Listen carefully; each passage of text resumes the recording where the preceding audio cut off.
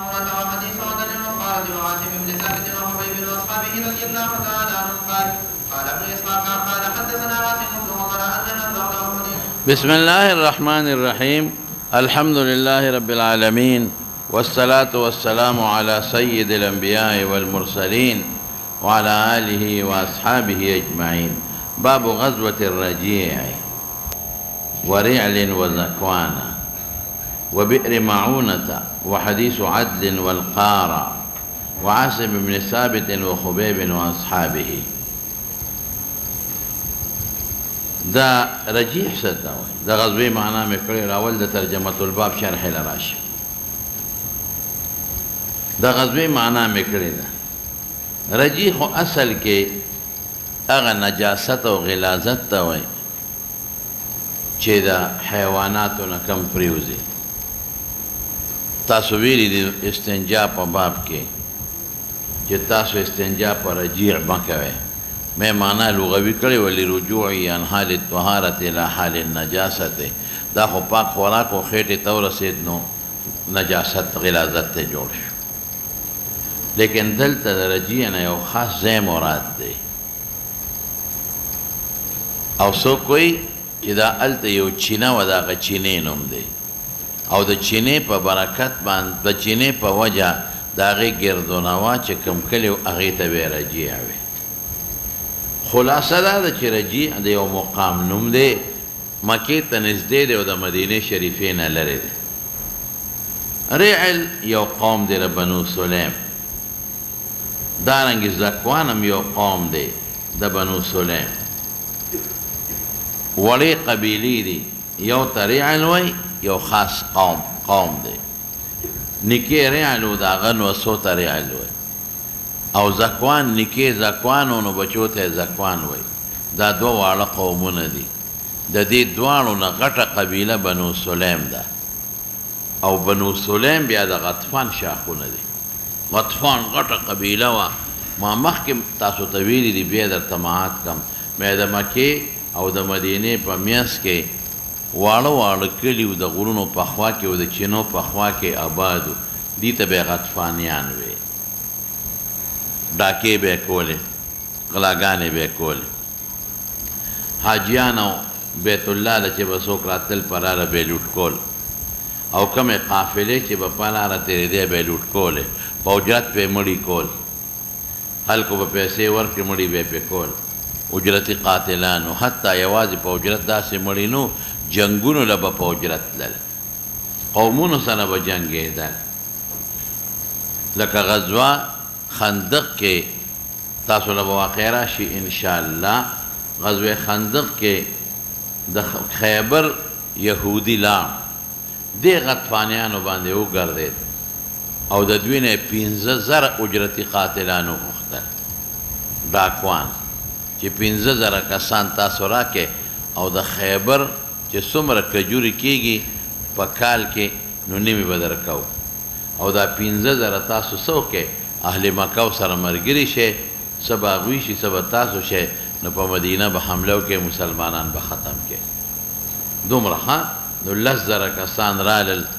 د مکې نه، 15,000 اهل مکه او 15,000 دا غطفانیان د مختلف. نو غطفانیان د دې ټولو نه وو، دا واړه واړه کلي و بانډې وې،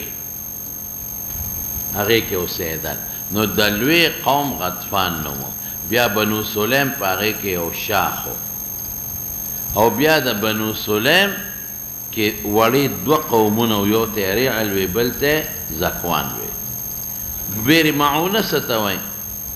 دا د عصفان او د مکې په میانځ کې یو کلي دی، هغې ته وایي. اصل کې بئر حکوي ته ویلې کېږي او معونت مدد ته ویلې کېږي. لیکن دا بیر معونه دا معنا نه به کوي چې د معونه قوم کوي، نه. بیر معون دا معنی لغوي کولی شي چې د معونه قوم کوي، لیکن اصل کې بیر معونه دا د یو ځای نوم دی. ممکن ده چې هلته یو کوي او د هغه کوي په نوم باندې به دا کلي مشهور و، ځکه عربو کې خو اوبه کمې وي، نهرونه خو نو بلکل اوس هم پکې نهرونه نشته. نو ځای په ځای چېرته باراني اوبه به جمع کېدې، حوض یا د غرونو په ویښ کې به چېرته چینه وه نو د هغې په غاړه به کلی آباد و نو بیر معونه دا د عصفان او د مکې په منځ کې یو علاقه وه هغې ته ویلې کېږي حدیث عدل والقاره دا نور دوه قومونه دي عدل او قاره اوس عدل او قاره د کم قوم سره تعلق لري بنو الهون ورته وایي بنو الهون ګوره ما وایي چې ریعل او زکوان د بنو سلیم دي او دا د بنو الهون دي او څنګه چې بنو سلیم د غطفان شاخ دی دارنګې دا بنو الهون هم دی او بابو قص حدیث عاصم بن ثابت و خبیب و اصحابه عاصم ابن ثابت او د خبیب واقع تیره شوې ده مخکې د بدر نه پس بیا هم راځي قال ابن اسحاق اوس که ته سوال وکړې چې لکه د عاصم او د هغه د ملګرو واقع خو امام بخاري ته مخکې ذکر کړه او تا دا ووی چې دا د بدر نه پس پیښه ده چا نه پس پیښه ده د بدر نه پس او د احد نه مخکې نو دا واقع خو تا ویلې ده نو دی وی زما ری خو مغه وه چې د بدر نه پس ده او د احد نه مخکې ده لیکن قال ابن اسحاق محمد ابن اسحاق چې کوم امام د مغازیو دی هغه مراد دی هغه څه وایي وی حدثنا عاصم بن عمر دا عاصم ابن عمر نه نقل کوي چې انها بعد احد چې دا د احد نه پس ده نو پکې اختلاف شو نو د امام بخاري ری خدا و چې د بدر نه پس او د احد نه مخکې وه الله صحابه چې وجلي قصه خو یاده ده کنه او دی وی ابن اسحاق په حواله د عاصم ابن عمر نه نقل کوي چې دا د احد نه پس ده نو ځکه یې دلته هم ذکر کړه اشارت اختلاف ته وکړه دا تعلیق د امام بخاري دی ځکه امام بخاري خو ابن اسحاق سره ملاقات نه دی شوی اوس راشه مولانا صاحب په غزوه رجیع کې دا جنگ چا سره شوی غزوه رجیع کې رعل او زکوان ای سبب رعل او زکوان غزوه رجیع داسې وایه غزوه رجیع کې دا جنگ چا سره شوی په دې به مولانا صاحب ځان پوهیږي دا د عدل او د قاری سره شوی دا ګورې د رعل او زکوان سره نه دی شوی ښه غزوه رجیع کې چې کم جګړه شوې ده او صحابه شهیدان شوي دي دا کم قومونه وو عدل او قاره یاد دې شو شته که نه لاندې وګوره که نه نو دا رجیع کې کومو قومونو د مسلمانانو سره ظلم کړی دی وګوره ورته عدل او قاره عدل او قاره د کومې قبیلې خلک وو وګوره بنو الهون یاد دي لږ به مخکې لاړ شو بنو الهون څوک د دوی نه بره قوم بنو هذیل ځه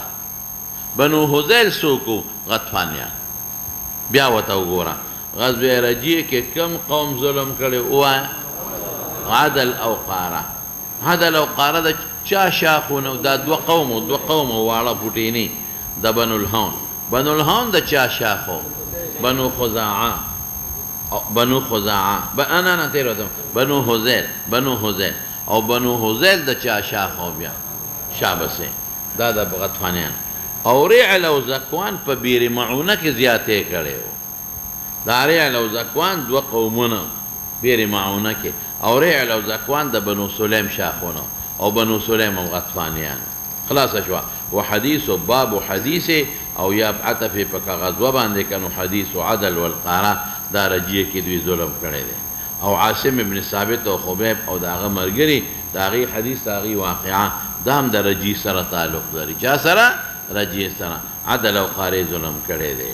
اوس مولانا صاحب امام بخاري دا دواړه واقعې کې غزوة الرجیع دی چې عدل او قارې ظلم کړی دی او عاصم ابن ثابت او حضرت خبیب لس کسان شهیدان کړي دي دا ځان له واقع ده او بیر معونه چې رعل او زکوان او یا کسان صحابه شهیدان کړي اجودا ده امام بخاري دا دواړه ولې یو ځای کړله نو ګوره اختلاف خو شته امام بخاري یو رای خدا وه چې دا واقعه د غزوه رجیع نه دا واقعه د غزوه رجیع ټیک ده د خبیب والا دا سیبه د بدر نه پس او د احد نه مخکې شوې ده بدر په 2مه هجرۍ کې و احد په 3مه هجرۍ کې و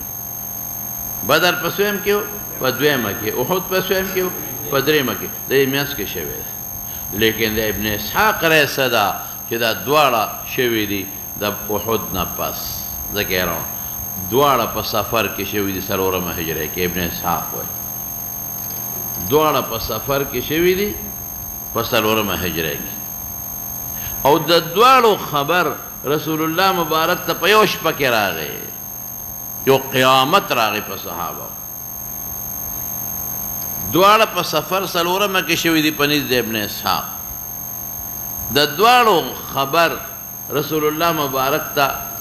په یو شپه کې راغی سفر کې شوي څلورمه هجره کې ځکه امام بخاري رحمت الله علیه دا دواړه واقعې په یو باب کې راجمع کړې زه اوس ورپسې شام وبه قال حدثني ابراهيم بن موسى قال اخبرنا هشام بن يوسف عن معمر عن الزهري عن عمرو بن ابي سفيان الثقفي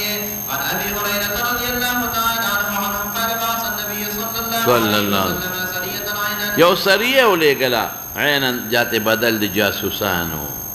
او امیر مقرر که بدوی عاصم ابن ثابت دارا عاصم سوکو دا نیکه د عاصم ابن عمر ابن الخطابو ما ویلیو د مور پلاری و د حضرت عمر سخرو دی ور باندې امیر کا او دی ولې ولېږه جاسوسان لیکن ما ویلیو ما که ستاسو باندې څوک سوال وکړي چې دا خو یو قوم راغلی و د عدل او قارې والا او زمون خلق مسلمانېږي نو موږ له څه کسان راکړي چې موږ ته قرآن وښیي خو صاحب د عاصم ډېر ښکلی قرآن وایي دی خو پکې خامخا راکړه نو حضور پاک دا لس کسان ورکړه نو تطبیق یې آسان دی دغه مقصد و چې قوم عدل او قارې غوښتي او دا مقصد و چې تاسو به موږ له جاسوسي وکړئ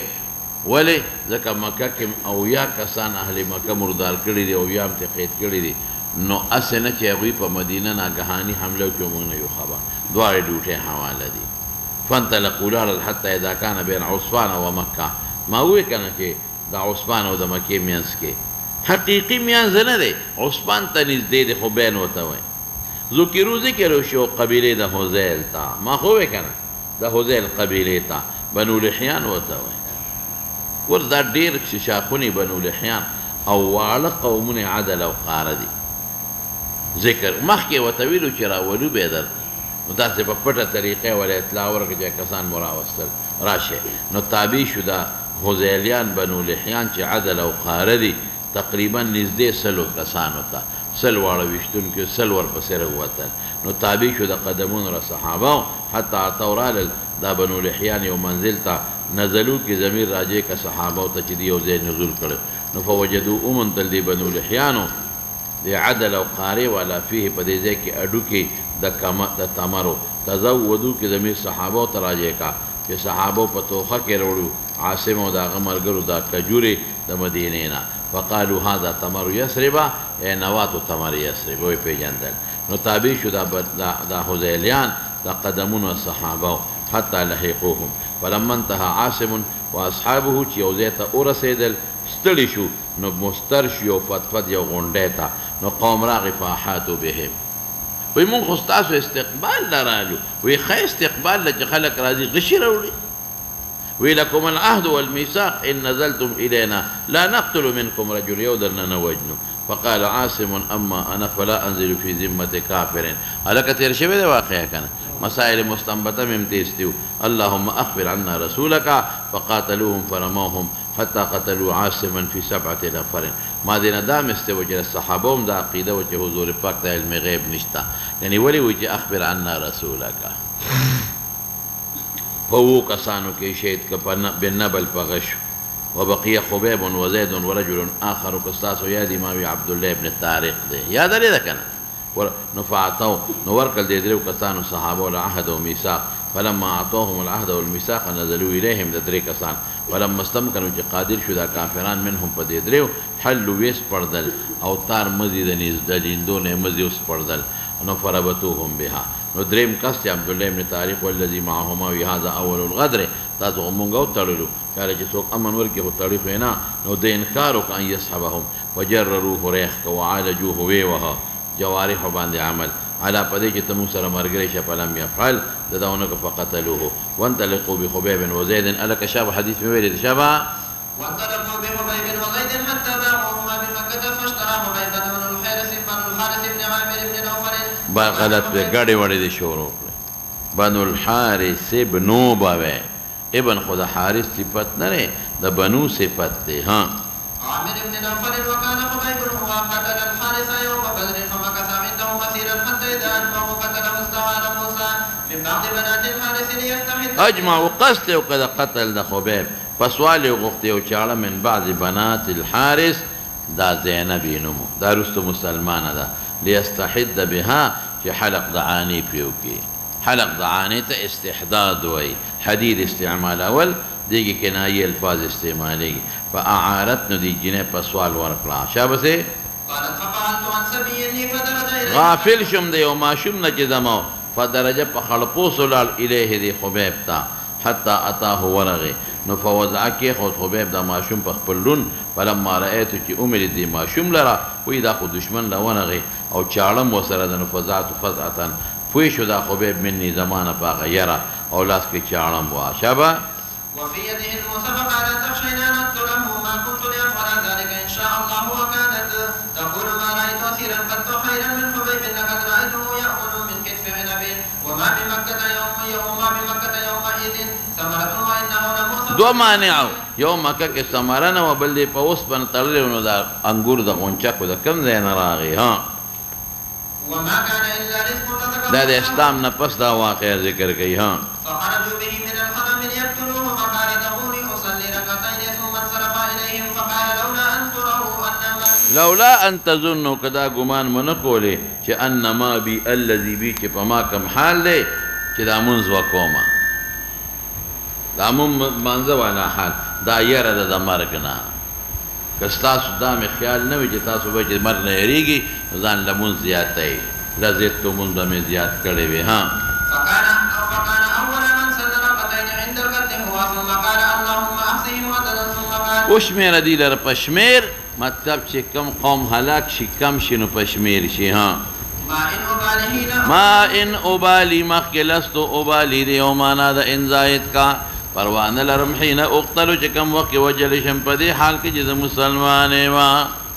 چھ مسلمان نمبرم پروان میں نشتول شہید بشم اقتلو شہید دوی مرتبہ ما ابالی پروان ساتم چھ پکم جانب دا اللہ دا رضا دا پارا پریوت الزمادی وذالک ولی زمادہ مرگ فی ذات الالازات محمد دا اللہ پر رضا کے دے او کہ اللہ غواری یبارک برکت پہ پیدا کی علا اوصال پہ پیوندونو دا اندامونو زما کے پیوندونو اچھلوین دا اندامونو چی ٹکڑی ٹکڑی نشابتے ثم قام الیہ خبتون الحارث فقتله وما قرش للعاصم لیوتو بشیء من جسد چی آتل و توشی پہ اوشید وجود داغن چی پہ جنی چی سر دے ہاں وكان عاصم قدر عظيما من رقبہ ابن ابی معیت وجل ومادہ طویل دے ہاں فبعث الله عليهم مثل الذرة من الدم فشان دوریہ دے دا غٹو مچو نو بچ کدے مچو ہو دے عاصم لرا من رستهم دا فوج دا کافرانونا نو دی پہ قادر نشو پہ یوشی دے کرامت تشابہ فحمدهم من رسلهم فلم يقدروا منه ولا شيء به قال حدثني عبد الله بن محمد قال حدثنا سفيان عن عمرو سمع جابر رضي الله تعالى عنه يقول الذي قتل حبيبا هو ابو سروعة اغا کس چه خبیب ملکا الذي قتل خبیبا چه خبیب ملکا هو ابو سروعة سروعة عقبہ ابن حارثو دا دی جنہ رو دا جنہ بنت حارث وکنا عقبہ ابن حارثو ابو سروعة سروعة وربسيشا وبه قال حدثنا ابو معمر قال حدثنا عبد الوارث قال حدثنا عبد العزيز عن انس رضي الله تعالى عنه قال بعث النبي صلى الله عليه وسلم 70 رجلا لحاجة سا دا اویا کسان تام ولد غدل رالا چتا مهربانیو کا رعل او زکوان او دا بنو سلیم خلقو او تمونگ لیا کسان را که طول غطفانیان مسلمانی گی گن کسان را که جسے یو ما خطاسو تاوی چه دا وارا وارا کلیو بانده وی سه یو قوم تا تبلیغو کی سبل بل نو یا کسان حضور پاک ورکر وائی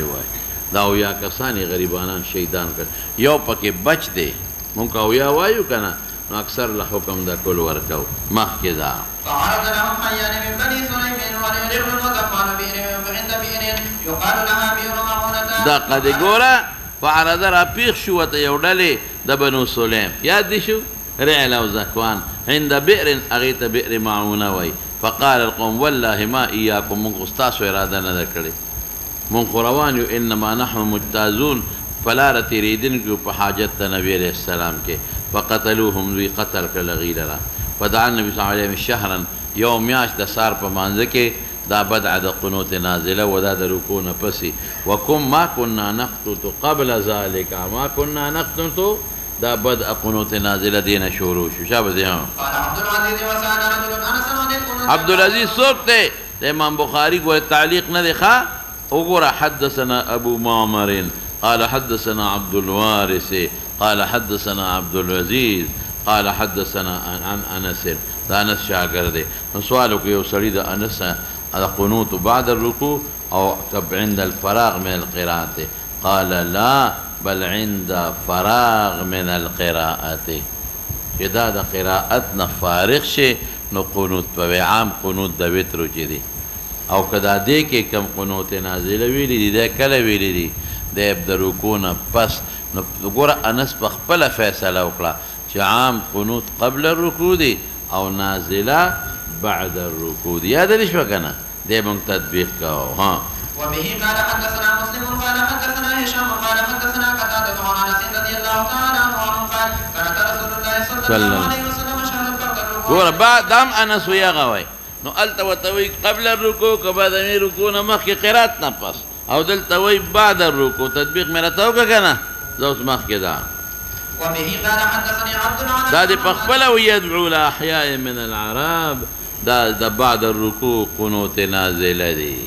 نازله ځکه وایي نازله یو مصیبت ته وایي چې به مسلمان نازل شي الله دې مسلمان وساتي ها وبه قال حدثني عبد الله بن محمد قال حدثنا يزيد بن زريع قال حدثنا سعيد بن قتادة عن انس بن مالك رضي الله تعالى عنه ان رجلا وذكوان وصيد وبني لحيان استمد رسول الله مدد یې وغوښته نبي علیه السلام نه په دشمن ګوره دا ډېرې خبرې یو ځای دي ومې ورته ده ووې چې زمونږ قوم خلک مسلمانېږي او دوی به تبلیغ وکړي ورته ومې ده ووې چې یاره مونږ خو مسلمانان یو نو یو کسان ګڼ راکړه چې دشمن زمونږ مدد وکړي دا دواړه ډیوټۍ حواله کړي فامدهم بسبعین من الانصار او منذر ابن عمرو ساعدي ولا بیر کړی منذر ابن عمرو ساعدي كما كنا نسميهم القراء مونږ ورته قراء په زمانه د دوی دا غریبانان سو یحتتبون بالنهار دروازې به خشاکونه راوړل دروازې به ځنګل ته تلل او شاکونه به یې راوړل خشاک به خرصول او اصحاب الصفه او ملګرو له به یې د ډوډۍ بندوبست ویصلون باللیل د شپې به یې تهجدونه کول او صفه کې به ناست د حضور پاک نه به دین زده کو حتی کانو ببیر معونه ما ووې نو قتلوهم وغدروا بهم دا یو ته بچ شوی دی فبلغ النبي صلی الله علیه وسلم خبرهم فبلغه ګوره خبر ورته راورسېده فقنت شهرا يدعو في الصبح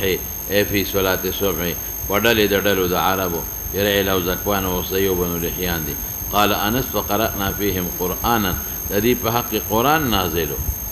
الله قرآن نازل که منسوخ التلاوت شو بیا ثم ان ذلك رفع منسوخ شو هغه څه دي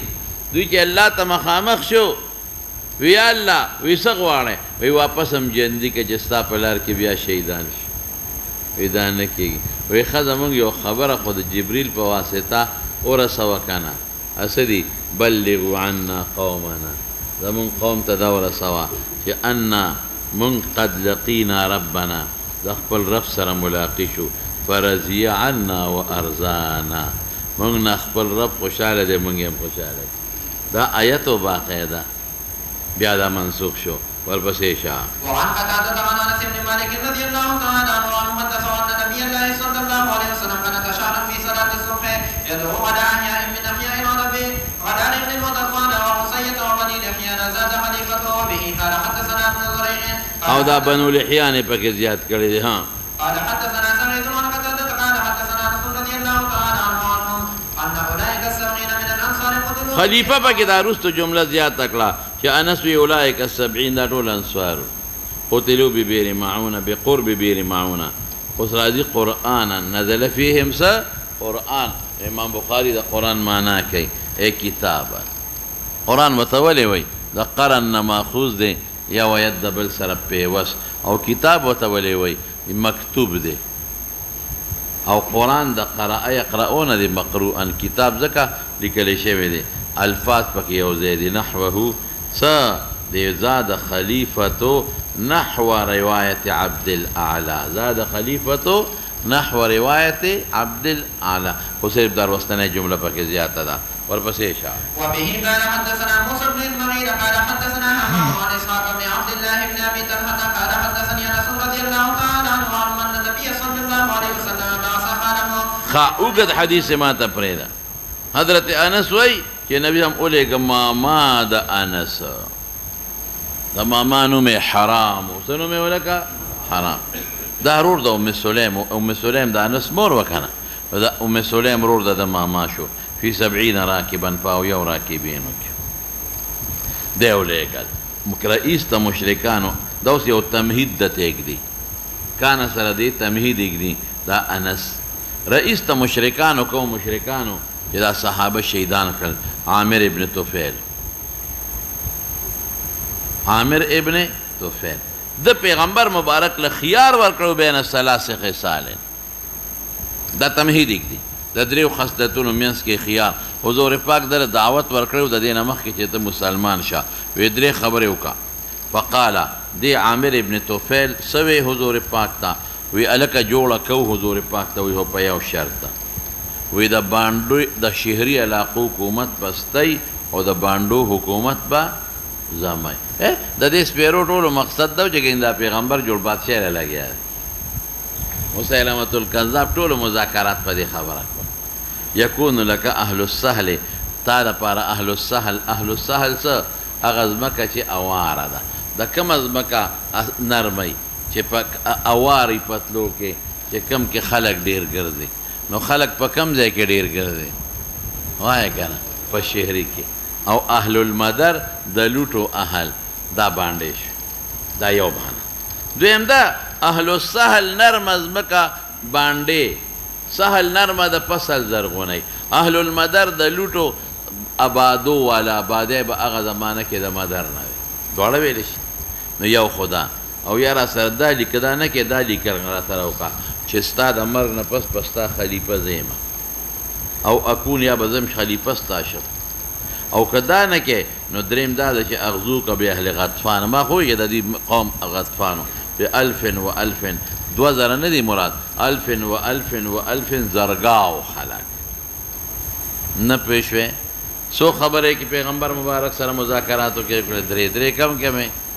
یا به شهري علاقې ستا باندې ځمه یا باندې ستا شهري ځمه. یکه دا شو. یا به لیکل کې ستا نه پس به زه بادشاه او یا سره جنګ کو په زرګاو خلکو.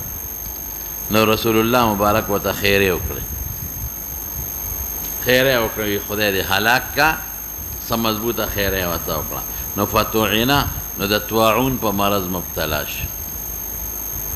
طاعینه دا معنا مه کو چې په نیزه ووالی شو. د طاعون په مرض مبتلا شو. فی بیت ام فلان. ام فلان د آل سلول یو ښځه وه. دې وخته ده ورسره اشنۍ وه. دې لار دغې ښځې له اشنۍ دوستانۍ وه. نو د هغه کور کې په یو دانه راوخته وبایي دانه. نو فقال اوې دی چا د عامر ابن طفیل غدة هذه اصابتني غدة یو ننکې دانه په شان د ننکې د اوښ په اوښ راوخي یو اوښ مړ شي په بیت د یو ښځې د آل فلان کې. هله ماته اسرا ولی چې خپل کلي ته لاړ شه. بیمار چې خلک کور ته دي. نو فماته على ظهر فرسه. نو د اس په شا مردار شو. دا خو مولانا صاحب یو تمهید یې کېښود.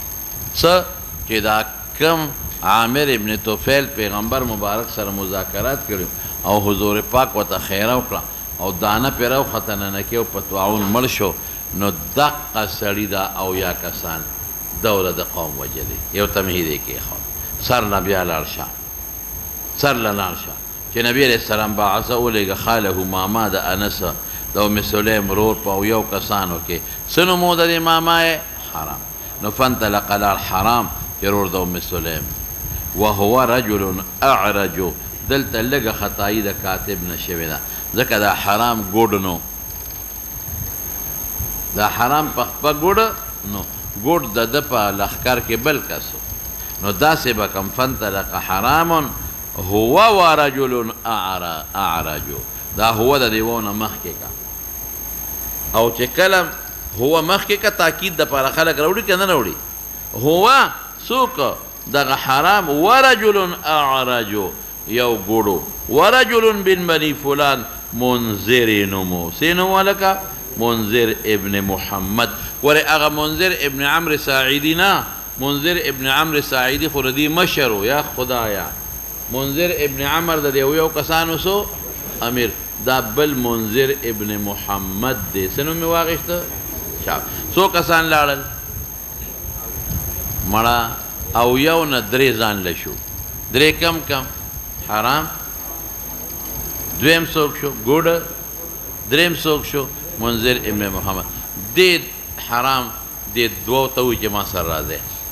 او دې درې کم او یو ځای کې ودراول دی خو تبلیغ لا هغه او دا راوسته چې خبرې دا د دې عامر ابن طفیل تره راوستی و تره راوستی چې زما ګیر چاپېره خلک د مسلمانېږي او یا کسان را ما ته پته اسلام ته اړه کې دي تبلیغ ورته وکړي او زما قوم خو دی مسلمان نو مال او یا کسان راکړه وی ذموار به څوک وي دی ذموار نو چې راغله نو دې ترې ورته ووایي چې زما د ارواره دی د قوم سردار دی عامر ابن طفیل لاړ شي هغوی ته دعوت ورکړي یو قوم له دعوت ورکړي چې مسلمانان شي نو دی ویرېدل چې که مونږ او یا غونور شو دا فهم نه کړي چې ګنې دا په جنګ له راغلل او هسې نه فهم هم دا او ګیر نه شو مړه هم نه کړي نو ده دا چلو که دی حرام چې یو یې ځان سره یو ګوډ راواغېست ګوډ کس و نوم یې نه دی معلوم یو منذر محمد وی تاسو ما سره راځئ دا او درېکم او یا خو یې هلته لرې ودرو نو دوی ته وایي دي دوو ته دا حرام د انس ماما وی تاسو ما ته نږدې ودرېږئ ما له نږدې ما سره مه ځئ تاسو د هغوی نه خو جدا شو ته نو که زه ورځم دعوت ته حضور پاک ورکوم نو که ما له امن راکړه چې به ټیک د ستا دعوت چلاوه نو بیا ته به هغې او یو ته ووایې نو درېکم او یو ته اب هم راشي خواره به شو په دې علاقو کې نو دعوت به وچلو او که زه یې مړ کړم که نه نو تاسو به هغې درېکم او یو ملګرو له ځان ورسوئ بیا دا دوکه ده چې هغوی خو ځان بچ کړي که نه نه پوه شوې په خبره نو دی ولا اوس هدایت فانطلق حرام چې دا ام سلیم رور دی هو ورجل اعرج او یو بل سړی د بنو فلان منذر ابن محمد نو قال حرام تکونه قریبا تاسو دواړه ما ته نږدې شئ نږدې خواله مه راځئ خو لږ نږدې حتی آتي زه ورځم هم دې قوم ته فان آمنوني که زه مالې امن راتلو نو کنتم تاسو بیا کاین اوسېږئ بس بیا تاسو ټینګ شئ کنتم معنا څه کنتم علی حالکم ټینګ شئ بس بیا خو خبره جوړه ده بیا تبلیغ کار کوي وان قتلوني که زه مړ کړم نو اتیتما پکارو خو دوو ته نسبت د جمع کېږي ښه تاسو به ورشئ خپلو ملګرو ته نو بچ پشئ هغې وی ښه نو فقال دا حرام راغی نو چې راغی نو دوی ته وایي د عامر ابن طفیل او د هغه ملګرو ته تؤمنوني ما له امن راکوئ وبلغ رسالة رسول الله صلی الله علیه وسلم د حضور پاک پیغام درته ورسوم نو هغه ورته وی او نعم پکې مقدر کا فجعل شروع شو دا حرام یحدثهم او دوکې ورسره وکړئ وی وایه دې لګیا که او یو سړي ته اشاره وکړه چې شاته نه په نیزه ووهه واومئو دې اشارت وکړي یو رجل ته فاتی راغی هغه رجل هو دې حرام ته من خلفه فطعنه پسې ووهه په نیزه نو حرام غریب شهید شو قال همام احسبه ګمان کوم په خپل استاد چې ما ته پکې دا جمله ویلې ده چې حتی انفذه بالرمح وی وهه ده لره په نیزه او انفاذ هغې وهلو ته وایي چې نیزه ترې پورې وځي نو قال اوی حرام الله اکبر فزت ورب الکعبه کامیاب شم زما د قسمی پر رب د کعبه شهید شم شهید کامیابی ده یا لکه پوهېږې فلحق الرجل یا لحق الرجل دواړه ویلی شي لحقام ویلی شي او بل څه لحقا هم وجلی شي. فلحق الرجل نو پیوس شو اغا کس اغا منذر ابن محمد دا چې کوم اعرج وګور د من دی خو پوه شو نو دیو پسې شو دو پسې نږدې وته نو ګور ته دغه ته وخته غر ته وخت او چې کوم منذر ابن محمد اغا لاړ مرګرو ته الو چې سړی فیرانه شهید فلحق الرجل باصحابه او یادا فلحق الرجل لحوق شو دی حرام پوس پسې د سره لحوق شو لحوق څه انور مول شهیدان کړل فقتلوا كلهم سوا د اعرجنا اعرج بچ پاتې شو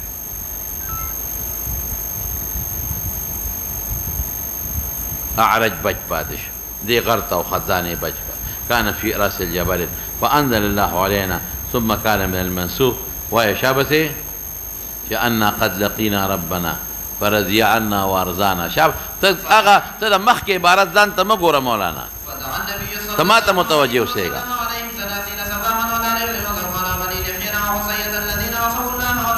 مخ كذا وبه قال حدثني حبان قال اخبرنا عبد الله قال اخبرنا معمر قال وحدثني ثمامة بن عبد الله بن انس انه سمع انس بن مالك رضي الله تعالى عنه عنهم يقول لما طوينا خناقور من خان وكان خانه يوم بير معونة وكان ودا حرام ما ماد انس لما طعنا يوم بير معونة نقال بالدم قال لقول لفظ مشترك قال سمعنا القى بالدم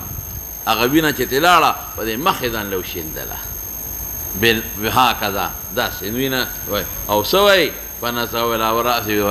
وجهي وراسي ثم قال فزت ورب الكعبه کامیاب شم زما د قسم پر رب د کعبه ورپسې شاه وبه قال حدثني عبيد بن اسماعيل قال حدثنا ابو اسامه عن هشام عن ابيه عن عائشه رضي الله تعالى عنها قالت استاذن النبي صلى الله عليه وسلم ابو بكر في الخروج حين اشتد عليه بس ما تلک متوجه شه اجازه وخت نبی علیہ السلام نه ابو بکر فی الخروج په هجرت کې دا چې کله بیعت عقبه ثالثه شو د انصار د مدینه د حضور پاک سره نو صحابه ته حکم وکړ مدینه ته هجرت کوي نو د ابو بکر دا خیالو چې ګنې دا به د حبشې په شان هجرتي حضور پاک باندې او صحابه بزي نو د نبی علیہ السلام نه اجازه غوښتل فی الخروج الى المدینه من مکه الى المدینه حين اشتد عليه الاذى تکلیف په زیات شو په صحابه چې کافرو د مکه ته پته ولګېده چې یو دوه ځي مدینه ته مسلمانان ورونه نو دوی له تکلیفونه شروع کړل فقال افرما سمع له اقم طيل اقامت کوا شابته فقال يا رسول الله صلى الله عليه وسلم بس پوه شو چې اقامت کوا وی ته تما کې چې تا ته مې د نشي څه ته جوړ مازان ته اشاره شابته فقال رسول الله صلى الله عليه وسلم يقول اني لا ارجو ذلك ما شاء الله شابه ابو بکر انتظار وکړه فقام رسول الله صلى الله عليه وسلم ذات يوم ظهر یا ورځ راغی پیغمبر مبارک هو ابو بکر ته ظهرا او دا داسې وخت چې د ماسپخین به لارې کوڅې خوشې وي خلق به ودو ګرمي وه فنادى آواز وکړه حضور پاک ابو بکر ته وقال اخرج اخرج روزه روزه من استفهامي دي من عندك څوک دي د سره په کور کې او یا اخرج اخرج من عندك دا بیا من مفهوم موصوله شو چې څوک د سره هغه باسه پټه خبره کو وقال ابو بکر انما هو ابنتا يدولون بنور څوک نشته یو عائشه او یو اسماء وقال افرمایه تم اشعرت خبر خو هغه نو خدا وت تمهید کړي توتیه تمهید انه قد اذن لي في الخروج ما تم په خروج په هجرت کې اذن شو د الله طرفنا فقال ابو بکر یا رسول الله الصحبه اطلب الصحبه مرګرتیا دې غواړم مرګرې مې کا فقال سم الصحبه اعطيتك الصحبه يا صاحب تسحبني الصحبه قال يا رسول الله عندي ناقتان وابو بکر پوه شو دوه اوخه غشته وي او د کیکر پانه په خوړلې به چې هجرت په کو سر به کړي قد كنت اعددتهما ما دواړه تیاری کړې د خروج د هجرت لپاره نو فات ورک ابو بکر نبی اسلام دی یوا د دې ته به جدعاوي جدع خو هغه ته وای چې غوږی پرې شوی او د دې غوږ نو پرې شوی اسې په دې نوم مشوره او قصوا به موتوي دا دواړه یو د ام به وت جدعاوي ام به وت قصواوي فرکبا دواړه سواره شو فانطلقا لاړل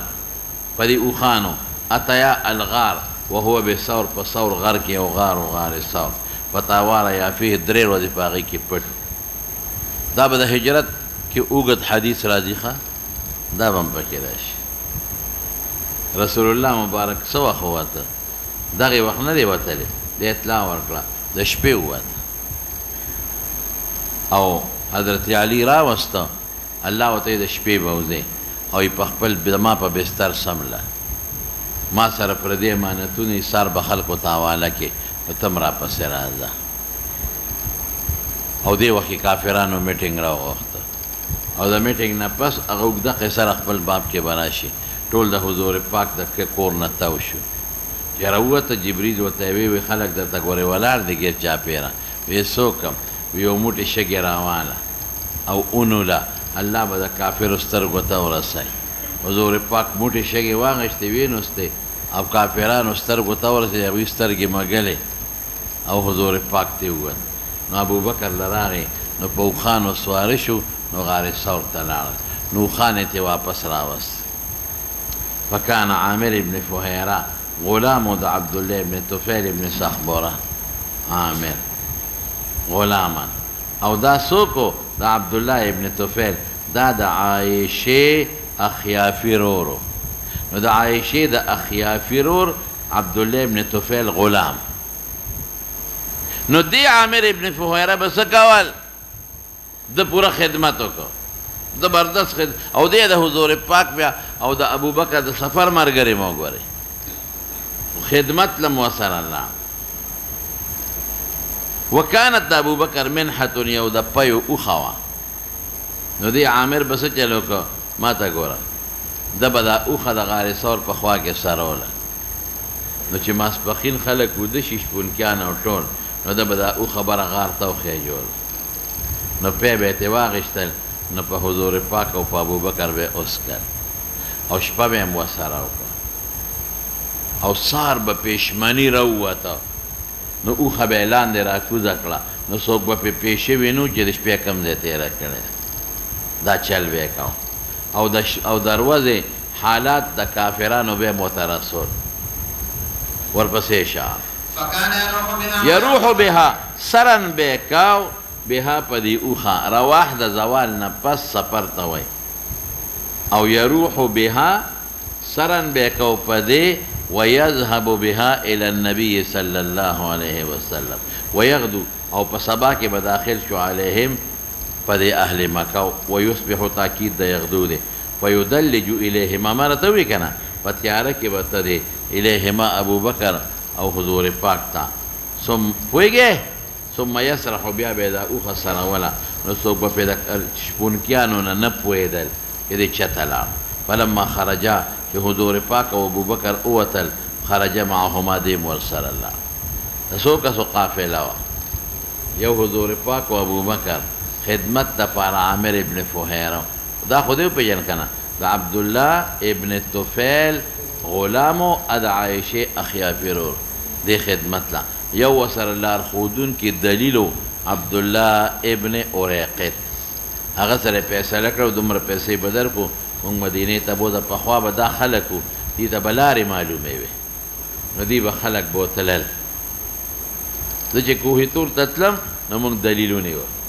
په کرۍ باندې حکومت راله راکړه کسانو 2,500 روپۍ مې ورکړې د مصرۍ چې مونږ هغه دغه ته ورسوه کوهي تور تا خو په غر کې به لا لارې روک نه شو جد نو پخوا به دا خلک وو دې ته لارې معلومې وې دی به قافلې رسولې ځای ته او مختلفې لارې معلوم نو حضور پاک ورته وی مونږ به په داسې لار بوځئ چې عامه لاره ني مدینې ته دونه پیسې وي ټیک ته ماته معلومې ده فلما خرجا چې حضور پاک ابوبکر اوتل خرج معهما یعقبانه وایه نو ډېر به ښه شي رستو به سوروه ابوبکر او حضور پاک ده لره کله به ابوبکر پسې شاته په اوښه سورو عامر ابن فهیره او کله حضور پاک پس یعقبانه یا یعقوبانه بیا متعدی دی حتی قدما لاړل حضور پاک او ابوبکر مدینې ته لاړل دی ورسره نو صرف دی تمهید کې خود چې عامر ابن فهیره دا سړی فقتل عامر ابن فهیره یوم بیر معونه دی په بیر معونه کې شهید شوی یا لکه پوهیږئ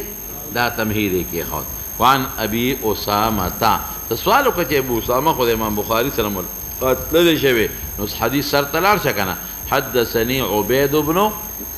إسماعيل قال حدثنا أبو أسامة قال هشام وقرأ وقتي أبو أسامة ده هشام نقل کو دلتهم او وقتي عن أبيه دلتم أخبرني أبي ده يا دليل كنا تعرفون ده هو وقتي بك عن عائشة دير وسطنا جملة كي عائشة نشتا وما تبلارو تعرفون ده لما قتل شهيدان شو كسان چې ببیر معونه کړي سو کسان شهیدان شو شابسه دو کم وایا سو یو خو هغه ګړو هغه خو غرته وخته خو بچ شو یو بلې جمدي ونیو چې عمرو ابن امیه زمری دی څوک دی دې د سره دا چلو کو چې د عامر ابن طفیل وته وی ما یو غلام په خوا منلیو نو بته زما غلامه اذا به غلام آزادوما نو سره ولا اخرى ویدته مې پکې آزاد کړ دا یو کس نو چې قیدی شو عمرو ابن امیه زمری رضی الله عنه نو عامر ابن طفیل وته من هذا دی عامر ابن فهیره وته خو دا څوک دی په دې مړو کې او اشاره تو کړي عامر ابن طفیل یو مقتول تا دا مقتول څوک عامر ابن فهیره کنه یار له خلق وځه وکنه وی دا څوک دی نو عمرو ابن امیه وته هذا عامر ابن فهیره نو عامر ابن طفیل وته سوی وی چې دام شهیدان کړل آها وی دې می اولت اسمان ته لاش پورته شو بیا ښکته شو دا دوه کمه یا چې مملک کړل کنه دا مې پکې ولید دا څوک عامر ابن فهیره د پیغمبر د خادم او د هجرت کنه لاش وی پورته شو پورته اسمان نم پورته شو کوم نه اسمان او بیا په عزت کې راغی په ځمکه کې خودش لقد رأيته بعدما قتل رفع إلى السماء حتى إني لأنظر إلى السماء بينه وبين الأرض ما شاء الله اسمان د دو د ځمکې په میانس کې شو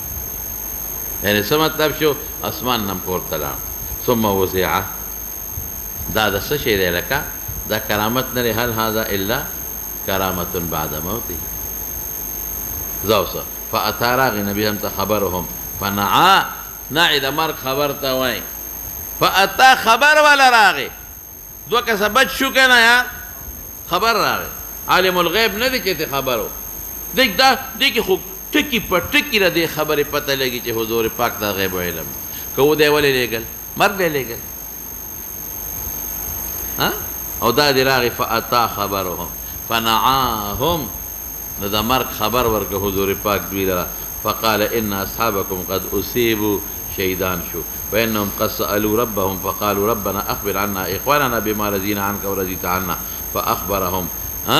الله خبر ورکهم صحابه ولرا فقران كانهم ددوين اصيب في يومئذ عروه ابن اسماء پکې شهید شو دا بل صحابي نو چې د زبیر زوی عروه پیدا شو نو دغه نوم ولکې خود او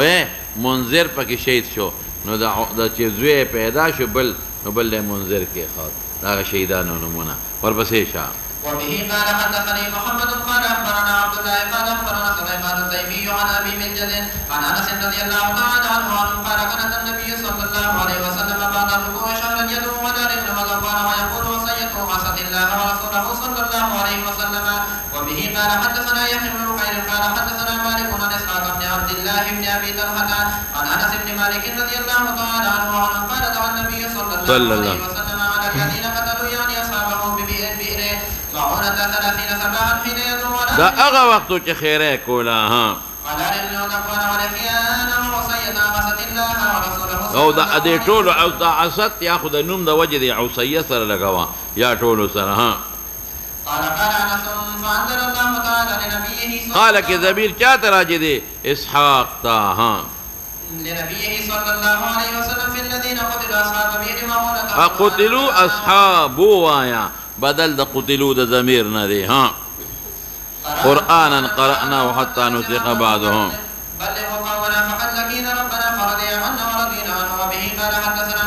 دا روایت بالمعنى دی اصل الفاظ اغدی خوا لقينا ربنا فرضي عنا وارزانا.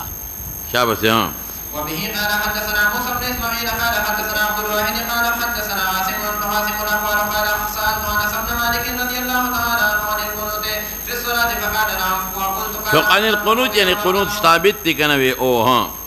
قال قبله قلت فان فلان وقبله ذکر عام قنوت خو پوترو کې قبل الرکوع دي. نو دی وتذر سوال کوي چې فلان کې خو ما تستانه خبر راکې انك قلت بعده بدروغ ویلي دي. عام قنوت قبل الركوع دي او دا بعد الركوع صرف قنوت نازله دي الگ دي. ها انما كان رسول الله صلى الله عليه وسلم بعد الركوع شهر انه كان بعث ناسا يقال لهم القراء وهم سمون رجلا الى ناس من المشركين وبينه وبين رسول الله صلى الله عليه وسلم او د دې میاس کې عهد څه د دې عامر ابن سفیل تربو تلی وجزه ولا امان ورکوما. ها قبلهم داغي په جانب عهد چې موږ بدوی ته سنوایو فظهر غالب شو هؤلاء اغا کافران چې د حضور پاک ور دي میاس کې عهد فقنو غالب شو ظلم وکاو شابه. فقال رسول الله صلى الله عليه وسلم بعد الركوع شهرا يدعو عليهم. بس بكو معنا بالكتاب.